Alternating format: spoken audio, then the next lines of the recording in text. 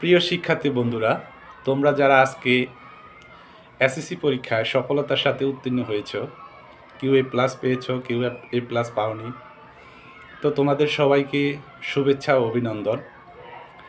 এগিয়ে যাও আগামীর পথ চলায়। তোমাদের জন্য দোয়া ও ভালোবাসা।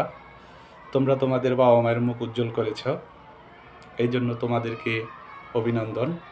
পাশাপাশি যাহারা আজকে এসএসসি পরীক্ষায় ক্যান্ডিডেট হওয়া সত্ত্বেও উত্তীর্ণ হতে পারোনি, তোমাদের জন্য সমবেদনা জ্ঞাপন করছি।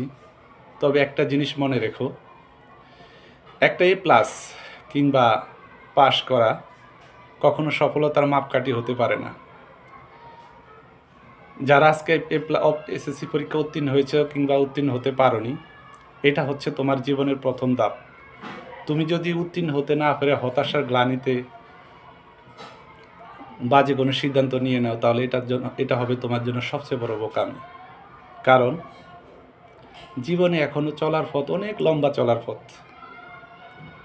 এসএসসি পরীক্ষা শেষ হলো, তারপরে ইন্টারমিডিয়েট, তারপরে ভর্তি পরীক্ষার যুদ্ধ, তারপরে কেউ একজন এক এক লাইনে যাবে। কেউ ডাক্তারি পড়বে, কেউ বিশ্ববিদ্যালয় পড়বে, কেউ ন্যাশনাল ইউনিভার্সিটিতে পড়বে, তারপরে চাকরি জগতের যুদ্ধ।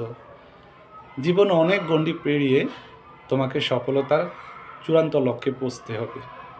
তাই আমরা বিগত সনগুলোতে বিভিন্ন পত্রপত্রিকা দেখতে পাই যে এসএসসি পরীক্ষায় বা ইন্টারমিডিয়েট পরীক্ষায় A+ না পেয়ে কিংবা পাশ না করতে পেরে আত্মহত্যার পথ বেছে নিয়েছে কেউ।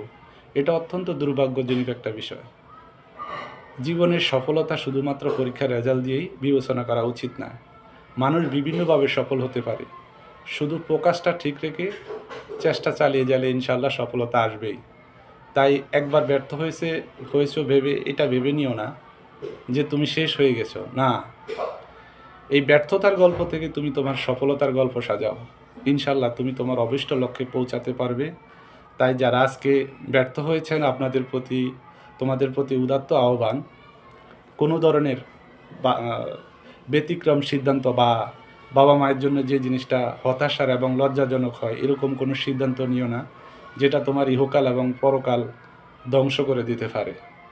তাই যদি ব্যর্থ হয়ে থাকো, তাহলে এখান থেকে আবার শুরু করো। ইনশাল্লাহ তুমি সফল হবেই। তোমাদের জন্য শুভকামনা।